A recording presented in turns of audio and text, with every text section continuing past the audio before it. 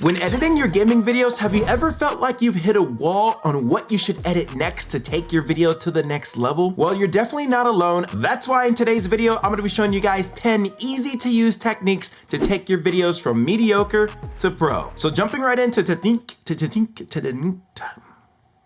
man.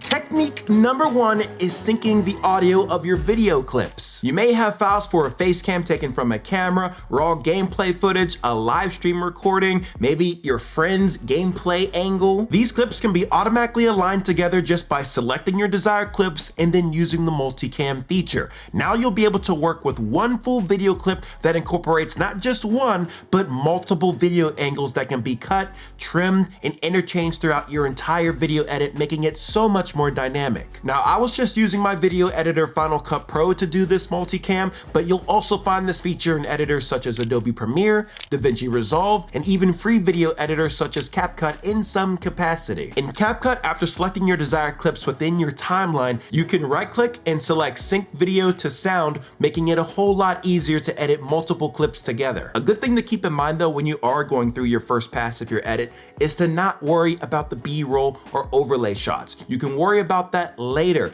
First, focus on your A-roll, that primary, or what I like to call base edit, so that you at least know what's gonna be in your video and what's not going to be in your video. Speaking of what you shouldn't have in your video are the boring parts. There may be parts of your video that you might think are cool and interesting, but you need to do a little bit of self-critiquing because your audience may not care. So do your very best to keep in the most interesting and engaging parts of your video, because that will allow your viewers not to abandon your video.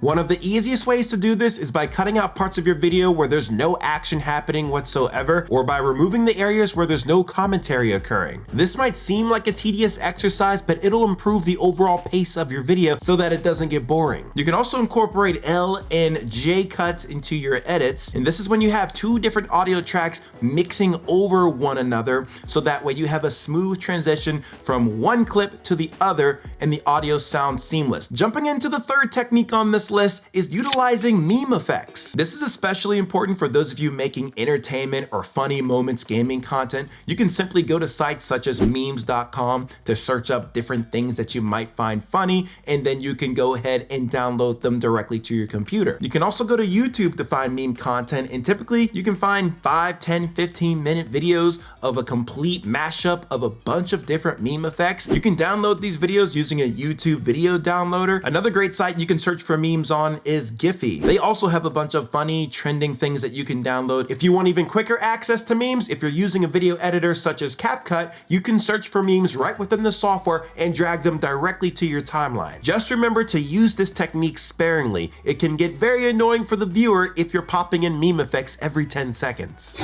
The next editing technique on this list is adding subtitles to your videos. These are fantastic to use to add an extra layer of engagement to your video. They help emphasize points. You can use them when there's unclear commentary. You don't want to have more than 1 to 3 words in each set of your subtitles that appears on screen, and you want these things to pop too. In CapCut, for example, a super easy way to do this is by going to the text section and applying a default text effect to your timeline. From there, you can adjust the sizing and positioning of that text so that it's out of the way from the primary focus of the video scene. Then under the basic section, you can type out what was said. Make sure you choose a nice, easy to read, bold looking font. I like ZY Fervent that's in CapCut here. If it's just you talking in the video, you can keep your font color set to white, but if there's more than one person talking in your video, then try changing the colors to yellow, blue, or red, depending on who's talking. It's also super important that you add a stroke outline to your text to make it pop better. Next, you'll want to go to the animation tab and choose the bouncing effect to make the text really come out at you as it's being said. Adjust the duration down to control how fast the animation comes in. If you need to add any more of these effects throughout your video, just copy that text track and change up the wording. In CapCut, you can even save this as its own preset so that you don't have to keep recreating this effect. Come at me, come at me, come at me.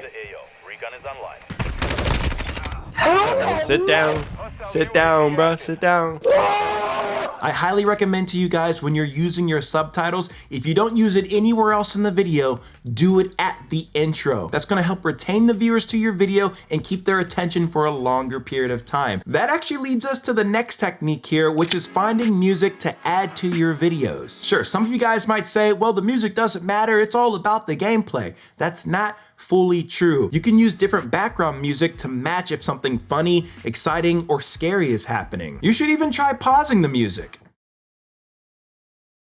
You can also switch up your background music during a transition. I've done it several times in this video already, and you're gonna hear more songs throughout this video using the same lo-fi beat for the entirety of your video, for example.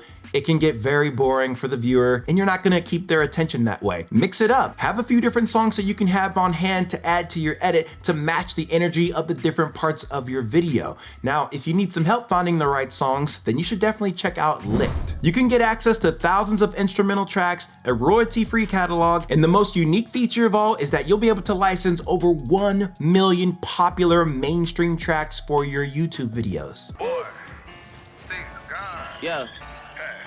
901 Shelby Drive, look alive, look alive. Niggas came up on this side, now they on the other side. Oh well, fuck them, dawg. We gon' see how hard they ride. I get racks to go outside, and I split it with the. There's not many gaming videos out there that you're gonna find playing very relatable music like you just heard. This can really separate your videos from the crowd. You can search Lick's entire catalog by modifying the genre, mood, tempo, and popularity filters. There's also hundreds of playlists that can be browsed, with some of them even being for sound effects. You can sign up to Lick using my link in the description below and get a 14-day free trial and 50% off your first mainstream track. By the way, for those of you who want to make montages, one of the most important things that you should do is have the action and the music line up on the downbeats or the emphasized points of the music. Don't just have the music track laid out and then just have your gameplay over it randomly. CapCut even has a feature where you can lay out the beat markers across your track so that you know where those emphasized points are. Be intentional for how you make your montage video. It'll make it so much better. All right, jumping into our 6th editing technique is adding zoom in camera movements. You've probably seen this a lot where the camera zooms in on a certain part of the video or the creator's face, for example. Well, what you're seeing is a keyframe effect. With your clip selected, go to the point in your video where you would like the zoom in motion to begin and set the first keyframe. Then play to the point to where you would like the zoom in motion to finish, set another keyframe, and then adjust your clip positioning so that your zoom in effect will finish where you want. Once you do that, your keyframe motions will be applied and your video should look like this. Get out of here, bro! It's a nice yet easy effect to apply to your videos to make them a bit more interesting. Now let's remember that keyframing effect because it directly ties to the next technique, which is maintaining or adding focus to key elements of your video. To help explain this point a little bit, let's say, for example, there's an enemy that you're chasing in one of these first-person shooter games. The focus of the video within this particular scene should remain on that enemy until they're taken out. You don't want to be chasing an enemy and then all of a sudden you jump to the next enemy and we don't know what even happened with that last enemy situation or encounter. Have some smooth connections between different parts of your videos, especially when you're making cuts. Circling back to keyframing, that can help with this as you can keyframe to track certain objects on the screen. You may need to go frame by frame by frame in your editing software, which can be a little tedious, or there's actually some software out there that can actually track objects automatically. But whichever way you do it, it's a nice effect to have so that the viewer can focus in on certain elements of your video. The next technique we have here is changing the color of your video. There's a couple ways that you can approach this. Number one is just turning your video into a grayscale. This can be a funny effect to use if you get killed in your game, for example. No! But most importantly within this technique, you guys need to color correct your videos. Having them the default colors of your capture card or your camera recordings, they simply just don't look as good.